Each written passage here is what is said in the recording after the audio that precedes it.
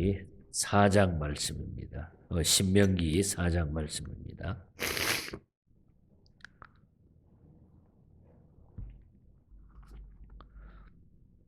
사 장 제일 마지막 부분 46절부터 49절까지 보겠습니다.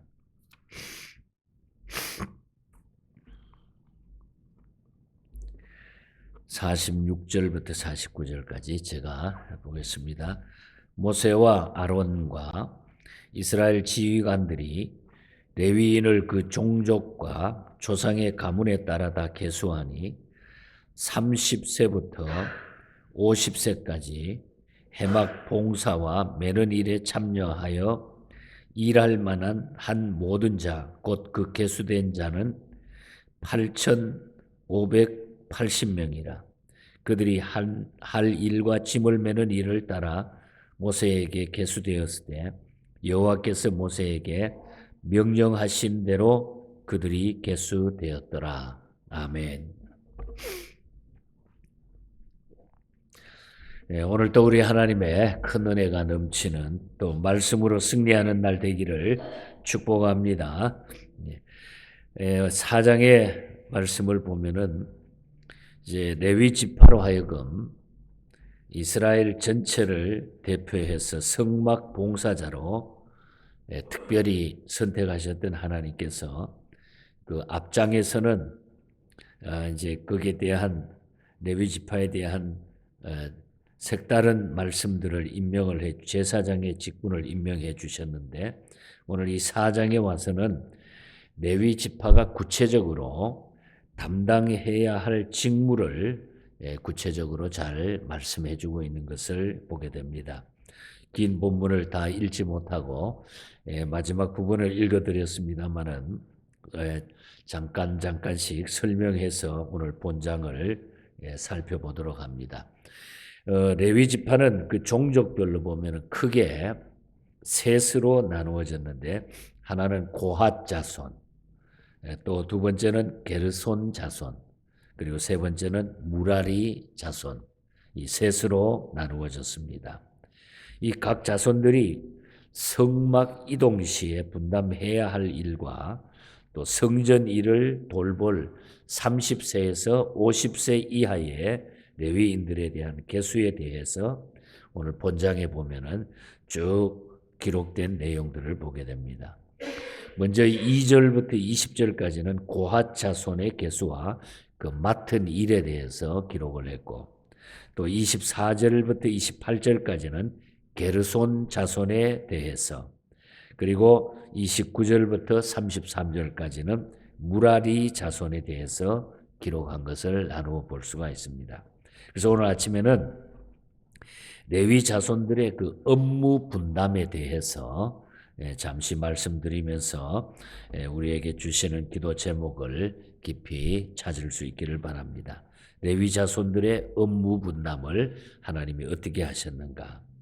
먼저 우리 레위 자손들을 보면은 인구 조사가 다른 지파들하고 달렸죠. 이 레위 지파에는 우리 3장에서 봤습니다마는 1개월 이상 된 남자를 계수하게 했고 또 이제 본장에 보면은 30세에서 50세 사이에 건장한 남자를 가족대로 계수했습니다. 이것은 다른 지파는 20세 이상 남자만 계수한 거에 비해 가지고 색다른 모습이 나타나고 있는 것을 보게 됩니다. 다른 지파의 전쟁에 나가도록 계수한 자는 20세 이상 남자들이었는데 레위 지파만은 30세에서 50세까지였다.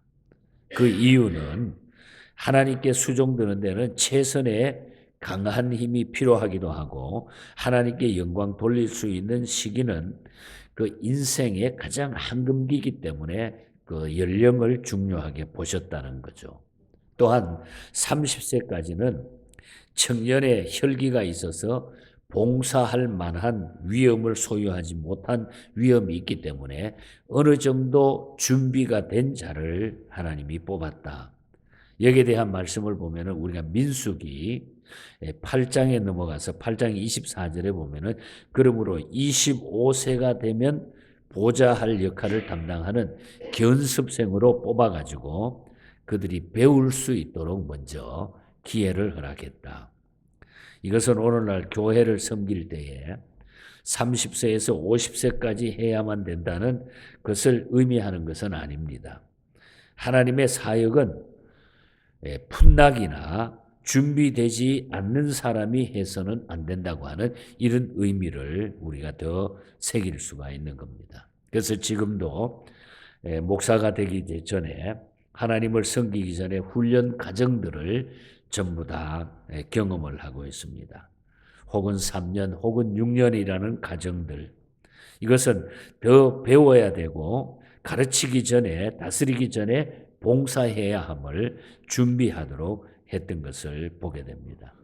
그래서 어떤 교단 같은 데서는 25세 전에는 목사 안수를 허락하지 않는 이런 기준도 두기도 하고, 또 준 목사의 과정도 주기도 하고, 강도사라고 하는 이런 과정을 두어 가지고 충분하게 훈련이 되고 준비된 자들을 하나님 앞에 쓰고 세웠던 것을 보게 됩니다. 그래서 아무나 일꾼을 세울 수 없었음을 보여주고 있는 거죠. 그러므로 우리는 하나님께 봉사하기 위하여 준비되고 성숙한 자가 되기 위해서 늘 영적 성장에 우리가 최선을 다해야 된다. 그래서 30세에서 50세까지의 연령을 훈련시켜서 이들을 뽑았다고 하는 것을 우리가 보게 됩니다. 그러나 전쟁에 나가는 다른 지파에서는 20세 이상 남자를 뽑았다고 하는 것. 그 다음에 또 우리가 본장에서 중요한 내용은 아론과 그의 아들들인 제사장들이 천막 이동 시에 해야 될 일에 대해서 쭉 설명을 하고 있습니다. 5절에서 15절 사이를 보면은 제사장들이 할 일은 성소 안에 모든 물건들의 짐을 꾸리는 일이었습니다. 제사장들이 성물을 덮기까지 비록 성물을 운반하는 책임을 맡은 고핫 자손들일지라도 성물을 건드려서는 안 된다. 제사장들이 그걸 전부 챙기고 해야 되는데 그것을 다른 사람들이 만지면 안 된다. 그래 15절 같은 데 보면은 성소에 들어가서 보지도 말라. 만지지도 말라. 만지면 죽게 되리라. 아주 무섭게 이렇게 말씀을 하고 있는 것을 보게 되죠. 이처럼 구약시대에는 하나님을 섬기는 자들일지라도 암흑과 공포의 시대였습니다. 잘못하면 그냥 죽어 나오니까.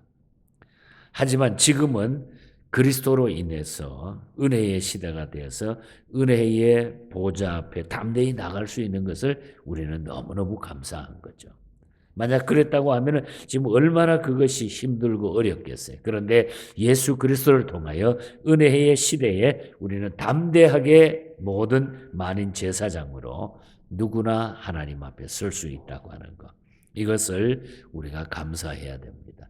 하지만 여기서 또 기억해야 될 것은 이 말씀을 통해서 오늘날에도 우리가 여전히 느껴야 할 점은 성물에 대한 경외심은 꼭 우리가 가져야 된다. 하나님의 교회에 대한 오늘날 이 세속화되어가는 이 시대에 그래도 하나님의 교회에 대한 성물에 대한 하나님을 향한 경외심을 더욱 우리가 가지고 살아야 된다 하는 교훈을 이 말씀을 통해서 우리가 깨닫게 됩니다. 그래서 그냥 적당하게 모든 것을 세상적으로 생각하고 취급해서는 안 된다고 하는 사실입니다. 그 다음에 보면은 레위 자손들은 성막을 섬기는 일에 대해서 서로 분담이 되었다고 하는 겁니다. 17절에서 33절 사이에 보면 다 이것을 분담을 했어요. 레위에게는 세 아들이 있었는데 나이 순서대로 오늘 나오죠. 먼저 게르손이 첫째, 그 다음에 두 번째가 고핫, 그리고 무라리가 세 번째. 그 아들 셋이 나이 순서대로 쭉 나타나고 있는 것을 보게 됩니다. 그런데 그들이 성막을 섬기는 일은 각각 다른 일로 다 분리가 되어 있어요. 먼저 이 고핫 자손의 일은 제사장들이 꾸려놓은 성물을 어깨에다가 메고 나르는 일을 했어요. 15절에 보면 다 제사장들이 챙겨 놓으면 그 성물을 어깨에다가 메고 나르는 일은 고핫 자손이 했다. 그 다음에 게르손 자손은 덮개와 휘장들을 맡아가지고 성막에 휘장하고 해막에 덮개를 메어서 운반하는 일은 게르손 자손이 했다. 그 다음에 무라리 자손은 성막의 근본을 이루는 그 받침대라든지 기둥이라든지 뭐 널판지 같은 거 또 뭐 말뚝 같은 거 이걸 다 바로 무라리 자손이 운반을 했습니다. 31절에서 32절 사이에 보면은 이 말씀을 통해서 우리가 교훈받아야 될 것은 이 모든 것들이 성물이 나누어 가지고 운반이 되었다고 하는 것. 한 두 가지 의미를 우리가 볼 수가 있는데 먼저 저들은 성전 일의 봉사를 위해서 하나님께서 부르셔서 직무를 지정해 주셨다고 하는 것. 너는 뭘 하고 너는 어떤 걸 하고 하나님이 성물에 대해서 섬기는 데 대해서 직분에 대해서 지정해 주셨다고 하는 것. 이것은 오늘날 교회에서도 맡겨진 직분은 사람에 의해서 맡겨졌다고 생각하거나 작은 일로 여겨서는 안 된다고 하는 겁니다. 맡겨주신 일에 최선을 다해서 봉사해야 된다 하는 것을 보여주고 있다는 거죠. 그것은 맡은 자에게 구할 것은 충성이기 때문인 것입니다. 그래서 성전 일의 봉사를 위해서 하나님께서 부르셔서 직무를 정해 주셨다고 하는 것. 그래서 우리는 여기에 대해서 하나님이 주셨다고 하는 인식 속에서 충성해야 된다고 하는 것을 우리는 또 다짐하게 됩니다. 그 다음에 또 하나는 저들의 직무는 각기 달랐습니다. 직무는 다 각기 달랐지만은 그러나 그들의 목적은 동일했다 하는 거예요. 목적은 동일했다. 그것은 하나님의 성막을 섬기는 일이었기 때문에 그래서 바울은 신약에 와서 이 말씀에 의거해서 고린도전서 12장 4절에서 6절 사이에 보면은 그런 말씀을 합니다. 이 교회를 설명할 때 유기적 관계로 설명을 하면서 은사는 여러 가지나 성령은 같고 직분은 여러 가지나 주는 같으며 또 사역은 여러 가지지만은 역사하시는 하나님은 같다. 이렇게 고린도전서 12장 4절에서 6절에 유기적 관계로 설명을 했습니다. 그러니까 목적은 하나라고 하는 것. 다 같다고 하는 것. 그러므로 우리는 성전을 섬길 때 주의 일을 할 때는 그것이 보잘것없고 사소한 일 같아 보일지라도 하나님께 영광 돌리는 목적은 같은 것임을 우리가 알아야 돼요. 그래서 우리는 결국은 결론적으로 맡은 일에 충성을 다하는 것이 중요하다. 중요하다.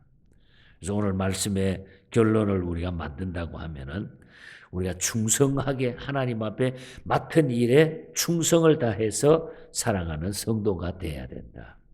이 충성이라고 하는 것은 흔들리지 않는 것. 게네시우스 같은 사람들은 그런 말에 충성은 흔들리지 않고 이 기둥 같다 그래. 기둥. 흔들리지 않는 것, 움직이지 않는 것. 우리가 하나님 앞에 맡은 직분에 대해서 일에 대해서 흔들리지 않고 움직이지 않고 우리가 굳건히 한자리에 서서 책임감을 성실하게 감당하는 것이 바로 충성이라고 하는 그런 말씀인 겁니다. 매토 헨리라고 하는 분이 쓴 주석에 보면은 그 레위기 8장 5절에 모세가 회중에게 이르되 여호와께서 행하라고 명령하신 것은 이러하니라. 그러니까 하나님이 우리에게 행하라고 명령하는 여호와의 부탁이라고 하는 이 말씀을 매토 헨리는 아주 충성으로 해석을 해 놓았습니다. 이 매토 헨리 주석을 찰스 웨슬리 목사님이 읽다가 여호와의 부탁이라고 하는 이런 찬송시를 쓰게 되는 거죠. 여호와의 부탁. 그것은 바로 충성이다. 여호와의 부탁은 충성이다. 나 맡은 본분은 구주를 높이고 문영원 구원 얻도록 잘 인도하리라. 주 앞에 모든 일 잘 행케 하시고 이후에 주를 배울 때 상 받게 하소서. 그러니까 우리가 하나님 앞에 충성, 그래서 이 충성을 위해서 늘 깨어 기도하고 믿음 변치 않고 살아가게 해달라고 하는 것. 성경에 보면은 우리 충성에 대한 많은 메시지의 찬송을 부르고 있죠. 찰스 웨슬리 목사님이 이런 충성에 대한 많은 찬송시를 썼습니다. 만 입이 내게 있으면 23장 찬송 이 곡에 맞추어 가지고 오늘 아침에 불렀던 내 평생 소원 이것뿐. 이 가사는 우리 한국의 무명의 성도가 기도하다가 23장 만입이 내게 있으면 이 곡에 맞추어 가지고 우리 한국 교회의 무명의 성도가 기도하면서 썼던 시가 내 평생 소원 이것뿐 주의 일 하다가 이 세상 이별하는 날 내가 주 앞에 가리라.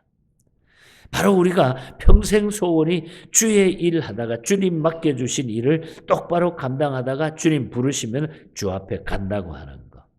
이것이 우리 신앙의 선배들이 다 나누었던 메시지고 마지막에 부탁했던 메시지고 또 성경에서 강조하는 그런 메시지. 하나님의 부탁. 하나님의 부탁은 충성이다. 충성이다. 그래서 하나님은 많은 직분들을 다 각자 다 주신 거예요. 레위의 아들, 세 아들을 통해 가지고 전부 분담했던 것처럼 오늘 우리들에게도 하나님이 여러 가지 일들을 맡겨주셨습니다. 그래서 우리는 이 일에 충성하는 하나님의 성도로 살아야 된다. 우리가 보잘것없이 생각하지 말고 적은 일에라도 우리가 흔들리지 아니하고 굳건히 서가지고 기둥과 같은 이런 사람들로 하나님 앞에 끝까지 충성하면서 승리하는 이런 복된 성도로 사시기를 주님 이름으로 간절히 축복합니다.